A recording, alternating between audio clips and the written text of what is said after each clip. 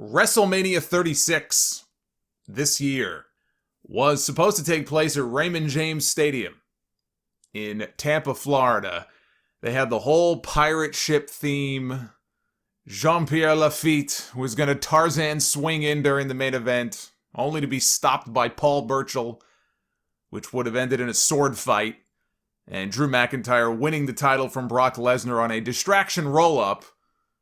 But thanks to COVID, none of that happened. COVID ruined it all. Ruined all the big plans. But you heard it here first. My sources told me that directly, that was the plan for the main event. So Tampa got screwed at a WrestleMania, and so did all the Hall of Fame inductees who were scheduled to, go in this year and give their speeches. It would only be fair for next year's inductees to be this year's Hall of Fame class. Just bump this year's Hall of Fame class to next year. That was to be Batista, Hogan, Hall, and Nash, and I guess they were throwing Waltman in there too from the NWO. And Hogan's a Tampa guy, so for him it would have been local. The Bella Twins were going in, JBL, Jushin Thunder Liger, and the deceased entry this year, the deceased legend, would have been the British Bulldog, Davey Boy Smith. Although, Liger, if Liger is not able to travel here to the States by then, and it's still many months away, but you think about March, you think about April, when it comes to travel restrictions and things of that nature, who knows if a lot of those restrictions even then will be lifted or relaxed in some way. And, realistically, why the hell would he even want to come here with everything going on? I would say the U.S. is the last place that I would want to fly to. If I'm Liger, I'm like, yeah, you know what? I think I'll stay home. I think I'm going to stay right here in Japan. I ain't coming to your country. Not until you get your house in order. I ain't coming to your country. But yeah, that would really suck if they do move forward with the Hall of Fame and he's not able to be there in person to accept. I remember him doing interviews. He was very honored when he found out that he was being inducted. Clearly, it would have meant a lot to travel to the States in front of this whole other audience to receive any kind of accolade. It's not like WWE does that very often. And I know he would probably want to be there in person to accept. So if they move ahead with it, and he either is not going to be part of it or he has to send in some kind of pre-taped video, that would suck.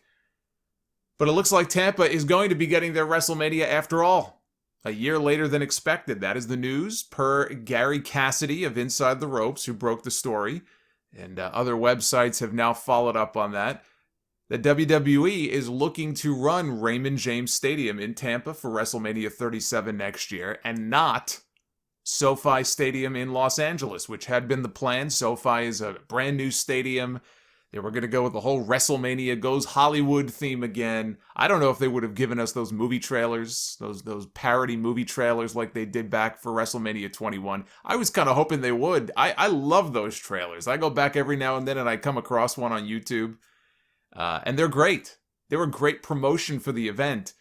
And I assume that was going to kind of be the whole theme of Mania going back to the Hollywood area next year.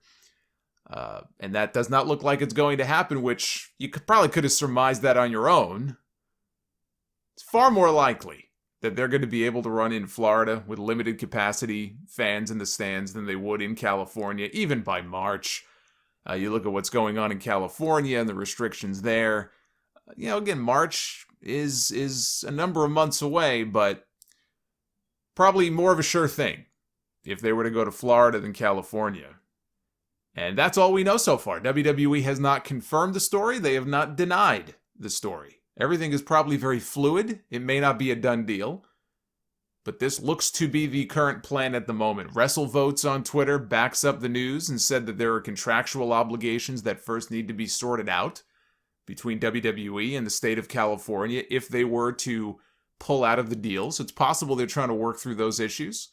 I think you just delay it by a year. I don't know if they have something on the schedule already at SoFi for the following year, if they would even have an event on the docket that far in advance. But to me, you just push it back by a year and just say, look, we're going to bring the show to you in 2022 instead of 2021. It's like everything just gets pushed back by a year.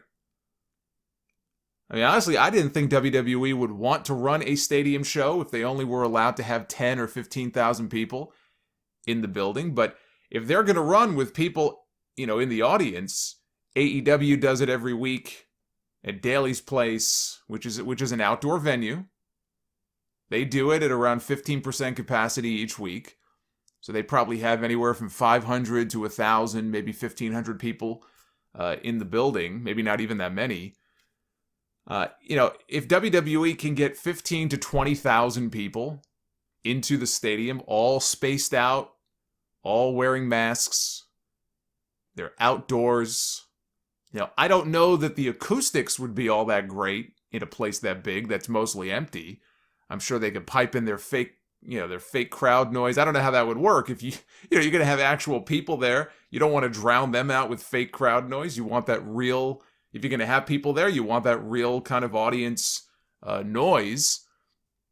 So acoustically, I'm not sure how that's going to play, being in a venue that big with a small number of people. But I'll tell you what, it beats the hell out of running the Performance Center.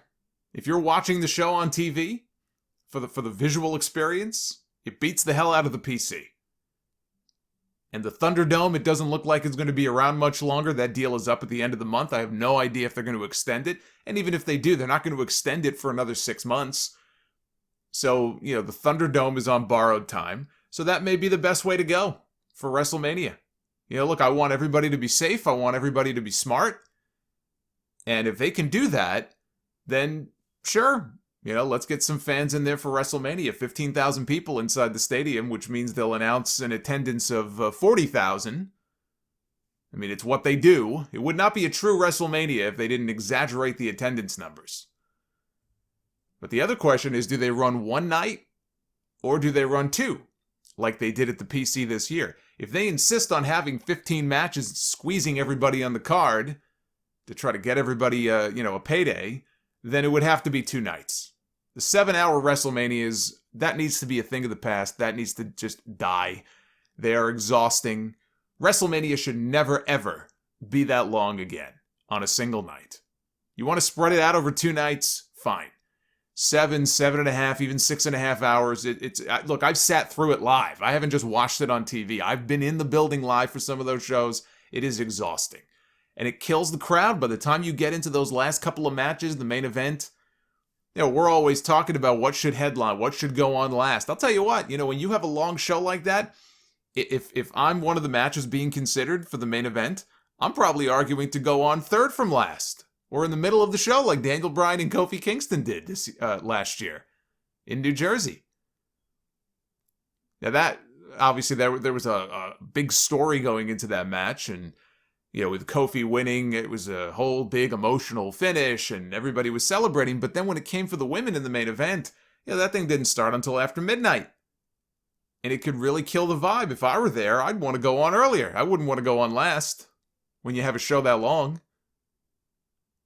Now, if they have the stadium to themselves and they're only having, let's say, X number of people in there anyway, and they can book it for 2 nights, they may as well just, leave everything up and just come back the next night and divide the card into 2 parts like they did this year. I wasn't sure how it would come off this year. I was not sold on the idea of a 2-day WrestleMania. But that was under, normal circumstances, packed crowd. Would they be able to fill the building back-to-back nights? The way they did it this year in the PC, it came off well. Here, they wouldn't have to worry about packing the building each night. They'd be able to, easily. They would easily be able to get 15,000 people in there each night, all spaced out. I'm still not enamored with having that many people in one place, if we're all no better off by March than we are today. But if they're going to do it, better to do it outdoors.